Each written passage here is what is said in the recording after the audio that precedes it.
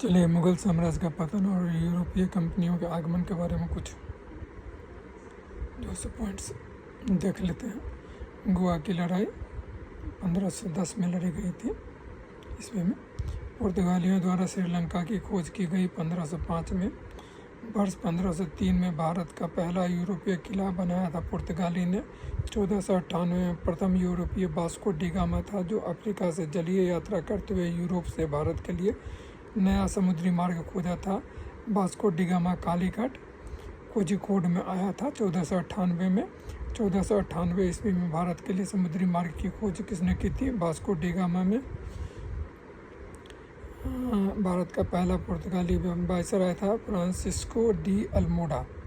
ठीक है, उसके बाद डच, ब्रिटिश सेना और डच सेना के बीच बेवारा बैटल ऑफ बेदरा लड़ा गया 1759 में। वह यूरोपीय शक्ति जिसने कृष्णा नदी के डेल्टा पर स्थित मत्स्य बंदरगाह शहर मसूलीपट्टनम में किला बनाया था डच ने। डच व्यापारिक कंपनियों ने मुगल साम्राज्य के दौरान 1605 में भारत में मछलीपट्टनम में अपने ठिकाने स्थापित किए थे। नेक्स्ट, और अंग्रेज ईस्ट इंडिया कंपनी ने वर्ष 1772 में बंगाल की द्वैध शासन प्रणाली को समाप्त किया। इंग्लिश ईस्ट इंडिया कंपनी ने वर्ष 1765 में बंगाल की दीवानी प्राप्त की। मुगल सम्राट शाह आलम द्वितीय ने ईस्ट इंडिया कंपनी को बंगाल प्रांत का दीवान नियुक्त किया था वर्ष 1765 में। ब्रिटिश ईस्ट इंडिया कंपनी ने वर्ष 1761 में फ्रांसीसियों से पुडुचेरी पांडिचेरी को छीनकर उस पर कब्जा किया था। 1751 ईस्वी में द सीज ऑफ आरकोट की युद्ध घेराबंदी में विजयी हुआ था और अंग्रेज ने नवाब के कुशासन के बहाने अवध रियासत पर कब्जा कर लिया था। यांडाबो की संधि 1826 के मध्य में ब्रिटिश ईस्ट इंडिया कंपनी द्वारा असम क्षेत्र हड़प लिया गया था। ब्रिटिश शासकों ने भारत पर लगभग 200 वर्ष तक शासन किया। भारत में 1617 में ब्रिटिश ईस्ट इंडिया कंपनी की व्यापार करने के द्वारा अनुमति किसने दी थी? जहांगीर ने। ईस्ट इंडिया कंपनी ने 1608 में कैप्टन विलियम हॉकिंस को सूरत में एक कारखाना बनाने की अनुमति लेने के लिए सम्राट जहांगीर के दरबार में भेजा था। ईस्ट इंडिया कंपनी ने पूर्व के साथ व्यापार का इकलौता अधिकार प्रदान करने वाले चार्टर इंग्लैंड को की शासक महारानी एलिजाबेथ प्रथम से 1600 में प्राप्त किया। वर्ष 1858 में भारत के नए प्रशासन को महारानी विक्टोरिया की उद्घोषणा के द्वारा ब्रिटिश सम्राट के हाथों में सौंप दिया गया था। बैटल ऑफ पांडीवास में इंग्लिश सेना ने फ्रांसीसी को हराया था। ब्रिटिश ईस्ट इंडिया कंपनी की ओर से बक्सर के युद्ध का नेतृत्व किया था हेक्टर मुनरो ने। ठीक है, उसके बाद जो है सो फ्रांसीसी व्यापारिक कंपनियों ने 1673 ईस्वी में भारत में पांडिचेरी में अपने ठिकाने बनाए। फ्रांसीसी यात्री फ्रांसवा वर्नियर भारत आया वर्ष 1656 में। पहला कर्नाटक युद्ध अंग्रेज और फ्रांसीसियों के बीच में लड़ा गया। जब ईस्ट इंडिया कंपनी की स्थापना हुई तब भारत पर शासन था मुगल सम्राटों का। ईस्ट इंडिया कंपनी की स्थापना हुई 1600 AD में। प्रथम यूरोपियन जिसने भारत में समुद्री मार्ग खोजा पुर्तगाली वास्को डी गामा था। एक पुर्तगाली खोजी भारत का समुद्री रास्ता का खोज वास्को डी गामा ने किया। निनो द कुन्हा ने भारत में पुर्तगाली सरकार के मुख्यालय को कोचीन में स्थानांतरित किया था। पुर्तगाली भारत आए 1498 ईस्वी में। वह पुर्तगाली गवर्नर जिसने ब्लू वाटर नीति शुरू की थी Francisco de Almeida.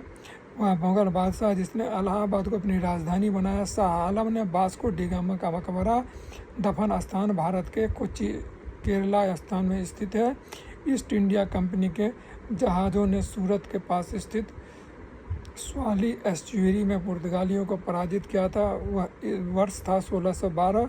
Vasco D gamma एक पुर्तगाली अन्वेषक ने भारत के समुद्री मार्ग की खोज की थी वर्ष 1498 में। पुर्तगालियों द्वारा 1509 ईस्वी में द्वीप पर विजय प्राप्त की गई थी।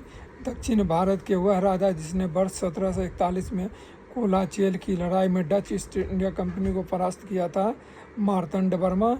अंग्रेज के खिलाफ भारतीय सैनिकों द्वारा पहला बड़े पैमाने पर वेल्लोर विद्रोह हुआ था वर्ष 1806 में। पुर्तगाली उपनिवेश नहीं था। मछलीपट्टनम भारत में काजू का प्रथम परिचय कराया पुर्तगालियों ने लोगों से। बक्सर के युद्ध के बाद अवध के नवाब ने इलाहाबाद और करा को मुगल सम्राट को सौंप दिया था, जो ब्रिटिश सैनिकों के संरक्षण के अंतर्गत आया था। रानी लक्ष्मीबाई का विवाह हुआ था गंगाधर राव से। पलासी युद्ध में अंग्रेजों से पराजित हुआ था सिराजुद्दौला। श्रीरंगपट्टनम का ऐतिहासिक शहर, जिसे टीपू सुल्तान और उसके पिता हैदर अली की कब्रों का घर माना जाता है, वह मैसूर शहर से लगभग 15 किलोमीटर की दूरी पर स्थित है। टीपू सुल्तान शासक था मैसूर का। ब्रिटिश शासन को भारत से उखाड़ फेंकने के लिए फ्रांसीसियों से मदद मांगी थी टीपू सुल्तान ने। श्रीरंगपट्टनम की लड़ाई में अंग्रेजों ने पराजित किया था टीपू सुल्तान को। अवध का प्रथम नवाब था शहादत खां।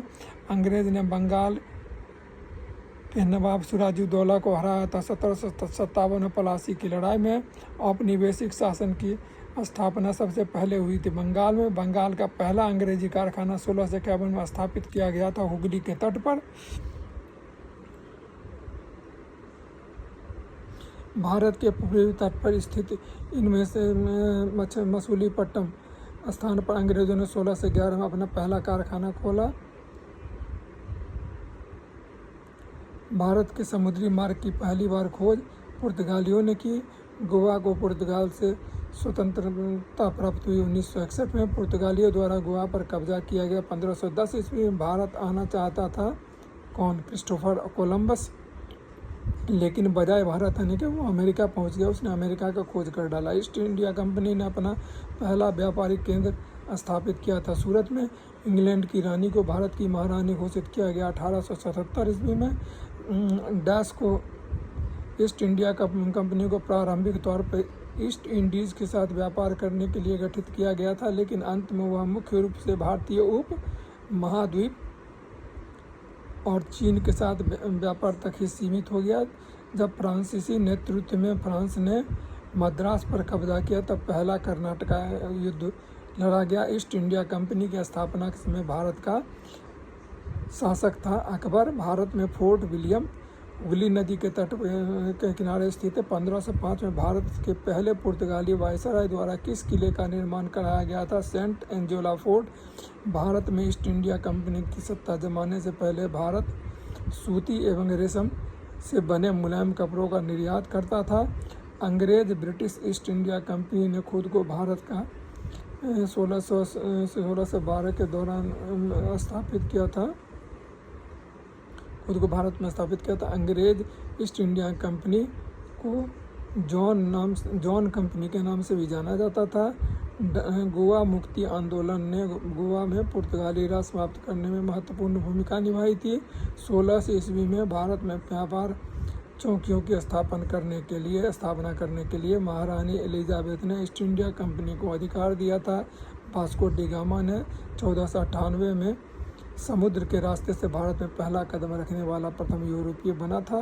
पुर्तगाली व्यापारी गोवा की भूमि पर पहली बार आए थे 16वीं सदी में। यूरोपीय व्यापारी 1498 ईस्वी में पुर्तगाली अन्वेषक वास्को डी गामा के आगमन के साथ पहले भारतीय तटों पर कालीकट शहर के नज़दीक पहुंचे थे। पुर्तगाली खोजकर्ता वास्को डी गामा पहली बार समुद्र के रास्ते भारत में उतरा था।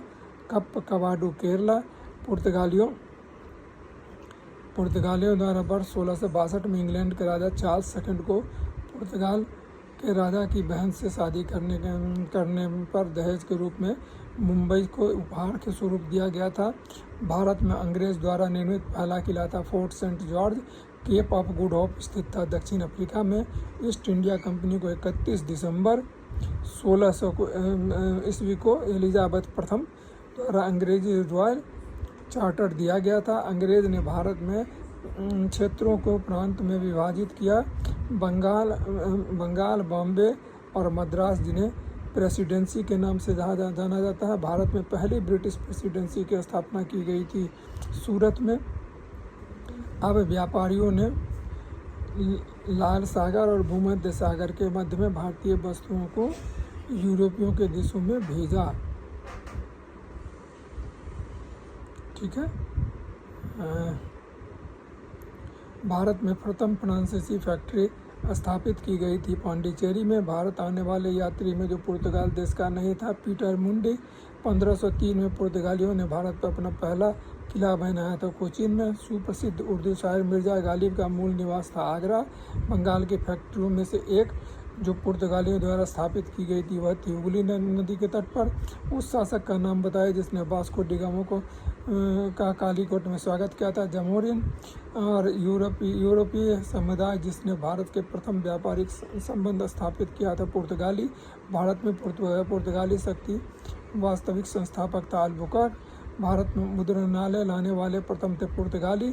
बंगाल में डचों द्वारा स्थापित कारखाना था चिनसुरा। वह शासक जिसने ईस्ट इंडिया कंपनी को दीवानी प्रदान की थी वह था शाह आलम द्वितीय। फ्रांसीसी ईस्ट इंडिया कंपनी की स्थापना किसके शासनकाल में होता, लुई 14। लंदन में ब्रिटिश इंडिया कंपनी के गठन के समय भारत का बादशाह था अकबर। ब्रिटिश कंपनियों में से किसे भारत में व्यापार करने का पहला अधिकार पत्र प्राप्त हुआ था, लीवेंट कंपनी को। असम में सर्वप्रथम चाय कंपनी की स्थापना हुई थी 1839 में। काला क्रमानुसार घटनाओं का सही क्रम है पंजाब का विलय 1, दूसरा है सिक्किम का विलय, तीसरा है वर्मा का विलय और चौथा है झांसी का विलय। भारत की स्वतंत्रता पूर्व गोवा आधिपत्य में था पुर्तगाली शासन के, जो कि उसके आधिपत्य में रहा 1961 तक। 1961 में इसको जो है सो पुर्तगालियों से फ्री कराया गया। ये जो था यूरोपियन आगमन पे एक छोटा सा लेख था जिसको हमने फैक्टर वाइज जो है सो ये करके बताया है ताकि प्रीलिम्स में जो है सो इसको आसानी से समझा जा सके। और ये भी बता दें कि ये सारा का सारा जो लिया गया है, जो इसमें जो तथ्य दिया गया है वो NCERT से लिया गया है। NCERT के 6वीं से 12वीं किताब के से जो है सो इसको निकाला गया है, ठीक है ना। तो इसको आपको जो है सो इस पॉइंट को आप जो है सो उसमें अंडरलाइन भी कर ले सकते हैं, आगे आपको जो है सो उसमें सुविधा होगा, ठीक है ना। क्योंकि जब आप पढ़ेंगे किताब को तो उसके साथ साथ और भी बहुत सारा चीज़ आपकी नज़र में आ जाएगा, ठीक है। Okay, thank you very much. Please like, share and subscribe. Thank you very much. Have a nice day.